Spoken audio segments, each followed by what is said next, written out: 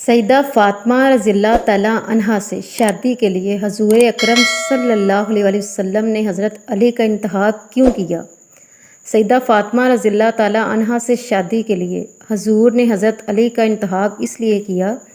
सईदा फ़ातिमा रज़ी अल्लाह ताला अन्हा जब अहद तफ़ूलियत से सन्ने बलोगत को पहुँची तो अकाबरीन कुरैश की तरफ से निकाह के पैगाम आना शुरू हो गए। Please like and subscribe this channel. Allah ताला आपकी मोहब्बत से आपको मिला दे।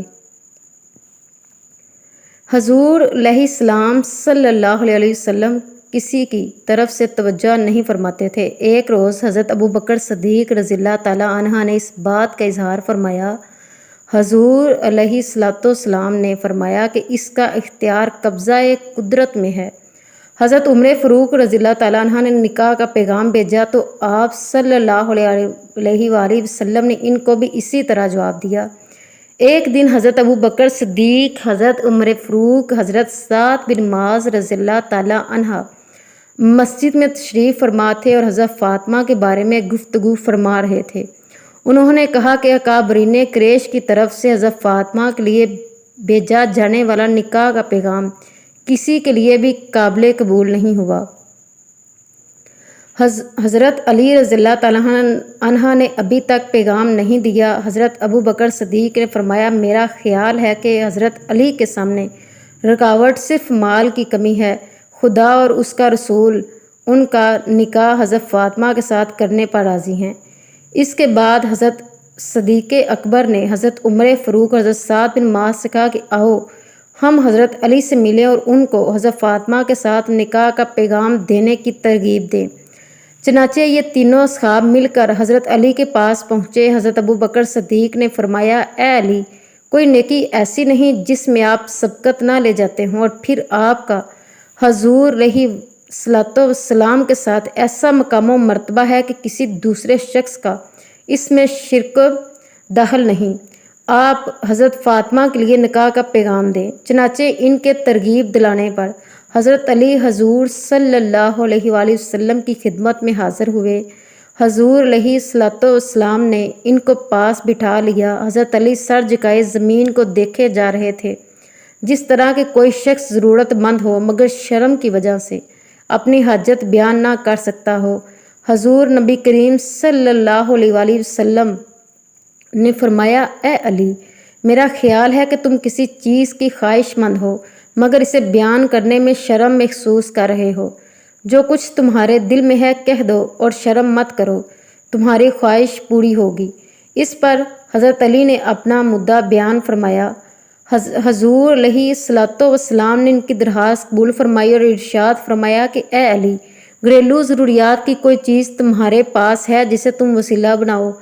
हज़रत अली ने फरमाया, मेरे पास एक तलवार, एक ऊँट और एक ज़रा है। हजूर अलैहिस्सलाम ने फरमाया, तलवार की तुम्हें ज़रूरत है, हर वक्त जहाद के लिए तैयार रहना, और ऊँट तुम्हारी सवारी के लिए है, वो भी ज़रूरी है, और मैं तेरी तरफ से ज़रा पर इक्तफ़ा करता हूँ। और ए अली, तुझे बशारत हो कि अल्लाह ताला ने तेरा और फ़ातिमा का निकाह आसमान में बांध दिया है। इसके बाद हजूर अलैहिस्सलाम ने सहाबाए किराम रज़ी अल्लाह ताला अन्हा की मजलिस में मस्जिद में हज़रत अली का निकाह हज़रत फ़ातिमा से कर दिया। हज़रत फ़ातिमा का हक महर डाल मुकर्रर हुआ। जब हजूर अलैहिस्सलाम अपने घर तशरीफ़ ले गए और निकाह का ऐलान फरमाया तो फिर हज़रत अली से फरमाया कि अपने ये डाल ले जाकर फ़रोख्त कर दो और इसकी कीमत ले आओ। हज़रत अली ने ये डाल हज़रत उस्मान गनी रज़ियल्लाहु ताला अन्हा के हाथ 400 दिरहम में फ़रोख्त कर दी। जब उन्होंने डाल हज़रत उस्मान के हवाले कर दी और कीमत वसूल कर ली तो हज़रत उस्मान ने फरमाया, ए अली, आप इस डाल के ज़्यादा हकदार हैं, ये डाल मैं आप ही को हिबा करता हूँ।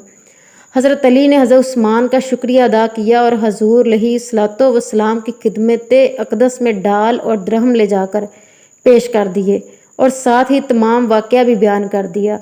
हजूर अलैहिस्सलाम ने हज़रत उस्मान गनी के हक़ में दुआए खैर फरमाई और फिर इन दिरहम में से मुट्ठी भर दिरहम हज़रत अबू बकर सदीक को ज़रूरियात खानादारी ख़रीदने के लिए दिए और हज़रत सुलेमान और हज़रत बिलाल को इनके साथ कर दिया ताकि अगर ज़्यादा वज़न बन जाए तो उठा कर ले आएँ।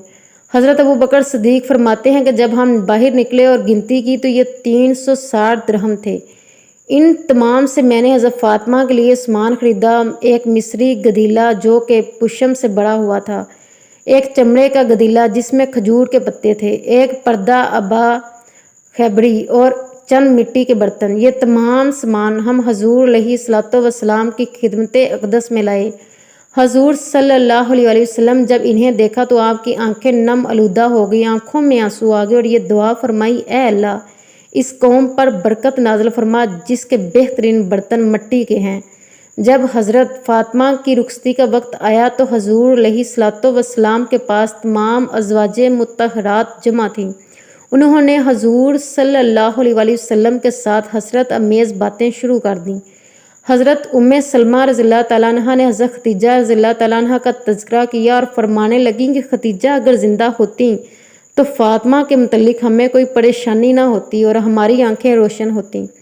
یہ سن کر حضور صلی اللہ علیہ وسلم کی آنکھوں میں آنسو آ گئے اور فرمایا، خدیجہ جیسا کوئی بھی نہیں، اس نے اس وقت میری تصدیق کی جب سب نے میری تکذیب کی، اپنے سارے مال کو مجھ پر خرچ کر دیا، اللہ تعالیٰ کے دین کو قبول کیا اور یہاں تک کہ میں نے اس کی زندگی میں ہی اسے جنت کی بشارت دے دی۔ ایسی اور ویڈیو دیکھنے کے لیے اس چینل کو لائک کیجئے، سبسکرائب کیجئے۔ بہت محنت کر کے ویڈیو بنائی جاتی ہے، حوصلہ افزائی کا شکریہ، جزاک اللہ۔